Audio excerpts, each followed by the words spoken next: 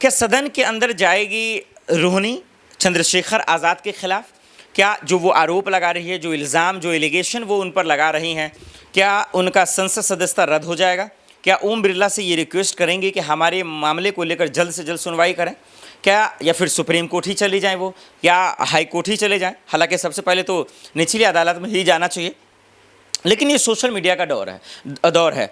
अगर आप वाकई में आपके साथ धोखा हुआ, अगर आपके साथ गलत हुआ, अगर आप ईमानदार हैं, तो फिर अच्छों का यहाँ इलाज हो जाता है। इसमें ज़्यादा जो है कोई तोप मारने की बात नहीं है, क्योंकि अगर रोहिणी जो आरोप लगा रही यौन शोषण को लेकर, तो सबूत कहाँ है? अब तक सबूत क्यों नहीं दिखा रहे आप यूट्यूबरों को, पत्रकारों को, टीवी जर्नलिज्म को, तमाम लोगों को आप जो है वो इंटरव्यू दे रही हैं, इंटरव्यूज़ कर रही हैं, तमाम चीज़ें कर रही हैं, लेकिन आपके पास अता पता नहीं है, आपके पास जवाब नहीं है, सवाल का जवाब नहीं है। महिला आयोग जा रही हैं, महिला आयोग में आपने एफआईआर दर्ज कर लिया।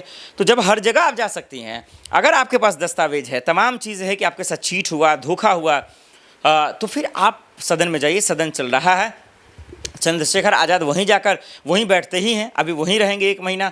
तो कहीं ना कहीं आप जो है उनके खिलाफ अगर जेन्युइन है, अगर वो आपके साथ गलत हुआ है, तो चाहे कोई कितना भी बड़ा पद पर हो, आपके साथ इंसाफ होना चाहिए और उसका इलाज होना चाहिए। और यही वक्त है सही फैसला होने का, यही वक्त है दूध का दूध, पानी का पानी होने का। और अगर चंद्रशेखर सही है, रोहिणी गलत है, तो फिर इसका क्या इलाज है? फिर इसका इलाज ये है कि इनको जेल में डाला जाए, इन पर जो है मुकदमा दर्ज किया जाए। इनको 2.5 करोड़ का दरअसल जो है नोटिस दिया गया है, वो तो रहने ही दें मानहानि के तहत, लेकिन इनको जेल में भी डाला जाए, मुकदमा दर्ज किया जाए।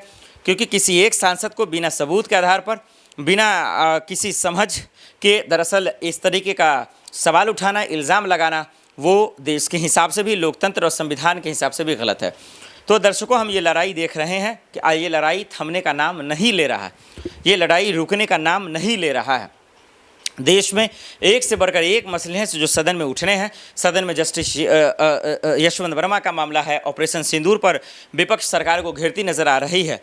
और वहीं हम ये भी देख रहे हैं कि चुनाव आयोग का जो सर्वे का मामला, SIR का मामला जो इन दोनों बिहार में चल रहा है, उस पर भी जो है सरकार को घेरने की जो है खेल चल रहा है। हम देख रहे हैं कि अभी बिहार की राजधानी पटना में भी विधानसभा सत्र चल रहा है, वहाँ भी नीतीश कुमार को घेरने की कवायद चल रही है।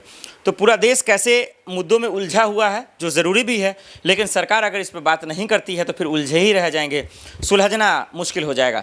और इस बीच में अगर रोहिणी भी बिना सबूत के आधार पर अगर एक सांसद पर उंगली उछालेंगी, उलझाने की कोशिश करेंगी, तो कहीं ना कहीं जो है ये कानून व्यवस्था के खिलाफ है, संविधान और लोकतंत्र के खिलाफ है, और उन तमाम महिला लड़कियों के साथ भी खिलवाड़ है जिनके साथ गलत होता है और वो बेचारी मुंह दबे रह जाती हैं। अगर आवाज़ उठाने की कोशिश भी करती हैं तो गुंडे मवाली उनका जो है अपहरण कर लेते हैं, उनका गलत इस्तेमाल कर लेते हैं, कानून के दम पर, पैसे के दम पर और सोर्स के दम पर।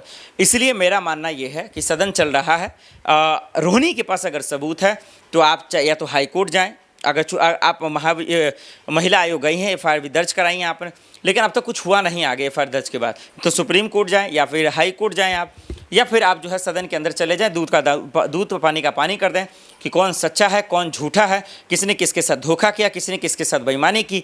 और जब एक महिला की बात आती तो वैसे भी देश का कानून एक्टिव हो ना हो, लेकिन हो जाना चाहिए। हमने देश की बेटियों के साथ देखा, बृजभूषण शरण सिंह का मामला देखा, और रोहिणी के साथ बहुत सारे लोग आए भी, और चंद्रशेखर के आज़ाद के साथ भी आए। तो इस बीच में एक जो कन्फ्यूजन है, एक गफलतबाजी है, वो ये कि कौन सच्चा है, कौन झूठा है, कौन किसको फंसा रहा है, कौन किसके पीछे लगा हुआ है, ये पता करना मुश्किल हो गया है। तो ऐसे बीच में या तो खुद चंद्रशेखर आज़ाद खुलकर बोल दें कि वो जो 2.5 करोड़ का नोटिस भेजा है उसका जवाब कब आएगा, और इसका असली मकसद चंद्रशेखर आज़ाद का क्या था।